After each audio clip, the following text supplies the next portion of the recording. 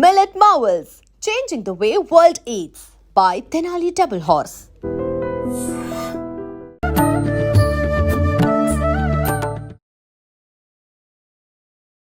నమస్కారం, welcome to I dream. ధర్మ మార్గం విత్ విజిత కార్యక్రమానికి స్వాగతం. ప్రస్తుతం మనతో పాటు ఉన్నారు ప్రముఖ ఆధ్యాత్మికవేత్త, జ్యోతిష పండితులు సుభాష్ శర్మ గారు. ఇప్పుడు గురుగారితో మాట్లాడి మరిన్ని విషయాలు తెలుసుకుందాం. నమస్కారం గురుగారు. గురుగారు, మనకి ఈ భాద్రపద మాసంలో పౌర్ణమి నుంచి పితృపక్షాలు అని చెప్పి, మహాలయ పక్షాలు అని చెప్పి, పితృదేవతలకు మనం ఏదైనా కృతజ్ఞత తెలుపుకునే విధానం ఉంటే ఆచరించే ఈ రోజులు వస్తూ ఉన్నాయి. మరి ఆ రోజుల్లో మనం పితృదేవతలకి ఏ రకంగా ఆరాధన చేయాలి? ఈ మధ్యకాలంలో వింటున్నాము, దేవతలకు సమానంగా పితృదేవతలు కూడా. ఇంకా ఏమన్నా అంటే దేవతలన్నా చిన్న చిన్న దానికి అనుగ్రహిస్తారేమో, మన పైన కోపం తెచ్చుకోరేమో, కానీ పితృదేవతల విషయంలో నెగ్లెక్ట్ చేస్తే మాత్రం అది శాపంగా మారుతుంది, ఇలా చెప్తూ ఉన్నారు. మరి అటువంటి శాపాలకు గురి కాకుండా వాళ్ళకి ఈ రోజుల్లో ఏం చెయ్యొచ్చు? చాలా మంచి ప్రశ్న అండి, తప్పకుండా తెలియజేస్తాను. ముందుగా ప్రేక్షకులందరికీ శ్రీమాత్రే నమః, శ్రీ గురుభ్యో నమః. నమో దేవ్యై మహాదేవ్యై శివాయై సతతం నమః. నమ ప్రకృత్యై భద్రాయై నిహతాం ప్రణతాస్మిత. మనకు భాద్రపద మాసంలో పౌర్ణమి నుండి అమావాస్య వరకు పితృపక్షములు అంటారు. అంటే పితృదేవతలకు సంబంధించినటువంటి మాసం. అయితే ఈ పితృపక్షాలలో ఆచరించేటటువంటి వ్యవహారాదులు పితృదేవతలకు శ్రాద్ధ కర్మలు ఆచరించడము, అలాగే ఈ సంవత్సర కాలంలో కానీ లేదా గతించిన సంవత్సర కాలంలో కానీ పితృదేవతలకు అర్ఘ్యప్రదానాదులు చేయడము. పితృపక్షాలలో కేవలం పితృదేవతలకు అంటే రక్త సంబంధీకులకే కాదు, ఎవ్వరికైనా సరే, అంటే నీ స్నేహితులకు కావచ్చు, లేదా నీ తోబుట్టులకు కావచ్చు, లేదా నీ కుటుంబంలో గతించిన ఎవ్వరికైనా కావచ్చు, అంటే అర్ఘ్యములు వదిలేటటువంటి, తిలతర్పణాలు వదిలేటటువంటివి గొప్పనైనటువంటి విషయాలు ఈ పితృపక్షాలలో మాత్రమే వర్తిస్తాయి. మిగతా సమయాల్లో కేవలం నీ రక్త సంహితలు, నీ కుటుంబ సభ్యులు, నీ గోత్రీకులకు మాత్రమే నువ్వు కర్మాది క్రతువులు ఆచరించవచ్చు. కానీ పితృపక్షాలలో ఎవ్వరికైనా కర్మను ఆచరించేటటువంటి గొప్పనైనటువంటి పద్ధతి ఈ పితృపక్షాలలోనే ఏర్పడుతూ ఉంటుంది. అయితే ఈ పితృపక్షాలలో తప్పకుండా పితృదేవతల యొక్క అనుగ్రహం పొందడానికి, ఇక్కడ పితృ అన్నదానికి అర్థం ఏంటంటే కేవలం తండ్రే రాడు, గతించిన ఎవరైనా, స్త్రీ పురుషుల్లో ఎవరైనా రావచ్చు. ఓకే, అందులో ఆడవాళ్ళు ఉండొచ్చు, మగవాళ్ళు ఉండొచ్చు.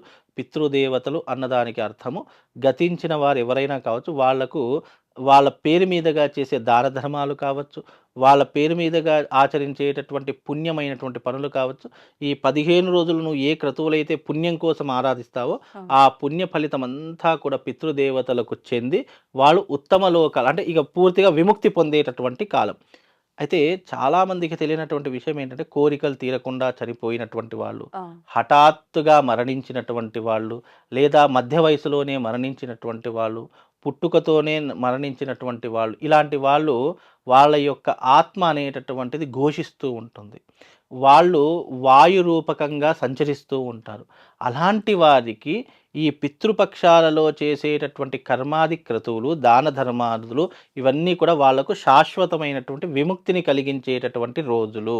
అందుకే ఈ యొక్క పితృపక్షాలలో చేసే ఏ పుణ్యమైనటువంటి క్రతువుకు కూడా పితృదేవతలు సంతోషం చెంది వాళ్ళు విముక్తి వెళ్ళేటటువంటి సమయంలో, అంటే విముక్తి పొందేటటువంటి సమయంలో తప్పకుండా మనకు మంచి చేసి వెళతారు, మనకు వాళ్ళ యొక్క సంపూర్ణమైనటువంటి ఆశీస్సులు మన మీద కలుగుతాయి అనేటటువంటిదే ఈ పితృపక్షాలలో ఉన్నటువంటి గొప్పతనం.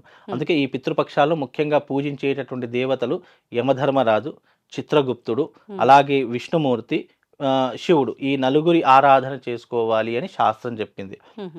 మామూలుగా యమధర్మరాజు పూజలు అంటేనే చాలా వింతగా చూస్తారు, కానీ యమధర్మరాజుని కూడా పూజించేటటువంటి గొప్పనైనటువంటి రోజు ఈ యొక్క పితృపక్షాల్లో చిత్రగుప్తుని కూడా పూజించాలి అట. ఎందుకు? అంటే ఈ పితృపక్షాల్లో కొంతమంది చిత్రగుప్తుని యొక్క నోములు కూడా చేస్తూ ఉంటారు, యమధర్మరాజు పూజలు కూడా చేస్తుంటారు. వీలైతే యమధర్మరాజు యొక్క ఆలయాలు ఉంటే కనుక అక్కడికి వెళ్ళి తప్పకుండా ఒక రోజు నిద్ర చేసి రావాలి. దగ్గరలో ఎక్కడ లేవనుకుంటా కదా యమధర్మరాజు యొక్క ఆలయము ఒక ధర్మపురి క్షేత్రంలోనే మనకు కనిపిస్తుంది. ధర్మపురి క్షేత్రంలో మనకు ఎంట్రన్స్ వెళ్ళగానే యమధర్మరాజు యొక్క ఆలయం దాటిన తర్వాత గర్భాలయంలోకి ప్రవేశిస్తాము. అక్కడికి వెళ్ళి ఆ యమధర్మరాజు యొక్క ఆలయంలో ఒక అఖండ దీపం ఉంటుంది. అది 365 రోజులు నాన్ స్టాప్గా వెలుగుతూనే ఉంటుంది.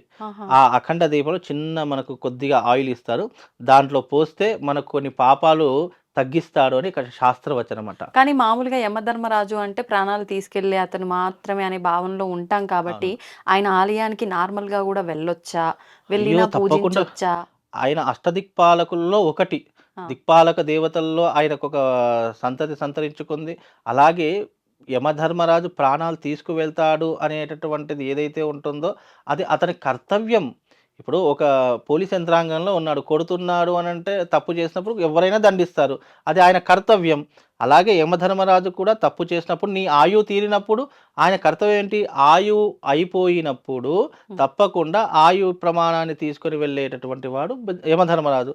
దాంట్లో తప్పేం లేదు. అంత మాత్రాన అతను చెడ్డవాడు, ఇతడు ప్రాణాలను తీసుకొని వెళతాడు అనేటటువంటిది మూర్ఖత్వం. అది శాస్త్ర పరిజ్ఞానం లేనటువంటి వారు, అవగాహన లేనటువంటి వాళ్ళు చెప్తారు తప్ప యమధర్మరాజు కూడా అష్టదిక్పాలకులలో ఒకడు, దేవతలతో సరిసమానంగా పూజలు అందుకునేవాడు ఒకడు. కాకపోతే ఆయన నెగిటివ్గా ప్రొజెక్ట్ చేసేసరికి ఆయనను ప్రాణాలు హరించుకుపోయేటటువంటి వాడు అని చెప్పేసి భయపెట్టి మళ్ళీ పూజనీయంగా ఆలయాలు కూడా ఎక్కడ ఉండవు. ఒక ఉన్నటువంటి ఆలయం అంటే ఇలాంటి గొప్ప గొప్ప వారి యొక్క ఆలయాలు చాలా తక్కువ ఉంటాయి. అలా ఆలయాలు ఉన్నటువంటి వాళ్ళు యమధర్మరాజు ఆలయం ధర్మపురి క్షేత్రంలో ఉంది కాబట్టి అక్కడికి వెళ్ళినప్పుడు ఎవరైనా పూజించుకోవచ్చు. అందులో చిత్రగుప్తుని ఈ భాద్రపద మాసంలో పూజించడం, ఆరాధించడం వల్ల మనం చేసినటువంటి పాపాలను కొద్దిగా తగ్గిస్తాడు అని శాస్త్రం. పురాణాల్లో చెప్పిన మాట అది ఎంతవరకు నిజమనేటటువంటిది ఆ భగవంతుడికి ఎరుక కనుక అది చిత్రగుప్తుడి యొక్క నోములు చేసిన ఈ భాద్రపద మాసంలో యమధర్మరాజు చిత్రగుప్తుని పూజించిన కొన్ని పాపాలు మనకు అంటగట్టకుండా ఆయు ప్రమాణాన్ని కూడా పెంచేటటువంటి అవకాశము ఎవరైనా చేసుకోవచ్చు. ఆడవాళ్ళు చేసినా పుణ్య ఫలితం కలుగుతుంది, మగవాళ్ళు ఆలయాలకు వెళ్ళినా పుణ్య ఫలితం కలుగుతుంది. నోములు వ్రతాలు ఇవి ఆడవాళ్ళకే సంతరించుకుంది కాబట్టి మగవాళ్ళు చేయలేరు కాబట్టి ఆడవాళ్ళు చేసిన, ఇంట్లో ముత్తైదులు స్త్రీలు భార్యలు చేసిన కొంత పుణ్య ఫలితం భర్తలకు కూడా లభిస్తుంది, కుటుంబ సభ్యులకు కూడా లభిస్తుంది. కాబట్టి ఆడవాళ్ళు చేసుకుంటే చాలా ఉత్తమమైనటువంటి ఫలితాలు ఉంటాయి.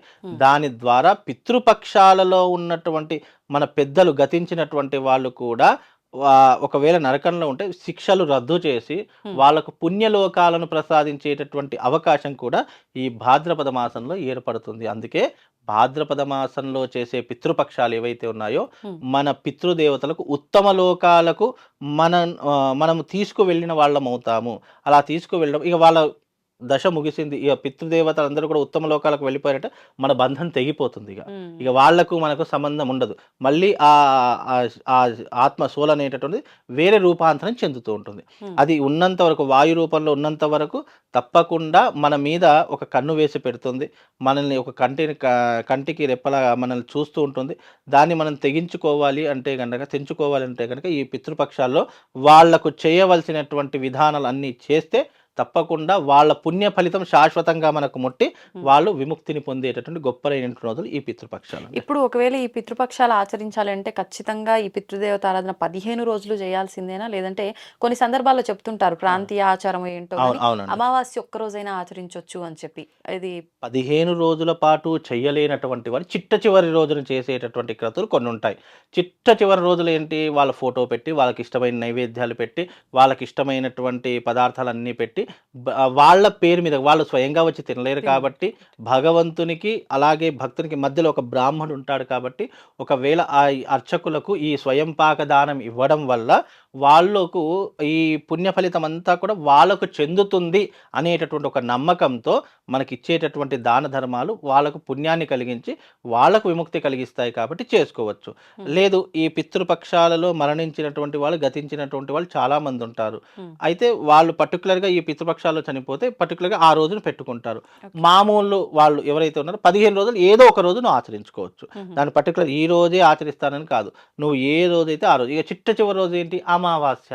కాబట్టి ఈ 15 రోజులు కుదరకపోతే చిట్ట చివరి రోజు అమావాస్య రోజు అయినా సరే నువ్వు పితృదేవతలకు సమర్పించేటటువంటి వస్తువులన్నీ కూడా బ్రాహ్మణ సమర్పించడం, దానం ఇవ్వడం ద్వారా ఆ పుణ్య ఫలితం పితృదేవతలకు ముట్టి వాళ్ళు ఉత్తమ లోకాలకు వెళ్ళిపోయేటటువంటి అవకాశం ఏర్పడుతుంది. కాబట్టి ఈ దాన ధర్మాలు చేయమని చెప్పి శాస్త్రం చెప్తుందండి. ధన్యవాదాలు గురువు. Shriman. And for more videos, please subscribe to iDream. Please subscribe to iDream. Please subscribe iDream. And please subscribe to iDream. For more videos, subscribe to iDream. please like, share and subscribe to the channel. Congratulations, iDream. Subscribe to iDream. Subscribe to iDream. So subscribe to iDream Media. iDreamకి iDream team అందరికీ huge congratulations. Please subscribe iDream Media. Please subscribe to iDream. Subscribe iDream. Please subscribe to iDream. iDream అంటే నా కళల channel subscribe చేసుకున్న నోరు తిరుగుతలేదు, మీరైతే గంట గుర్తు కొట్టండి. For more such videos, please subscribe to iDream. Subscribe to iDream. Please subscribe to iDream. Please subscribe iDream Media. Please do subscribe to iDream. Please subscribe to iDream Media. For best entertainment and information, please subscribe iDream. And don't forget to subscribe to iDream.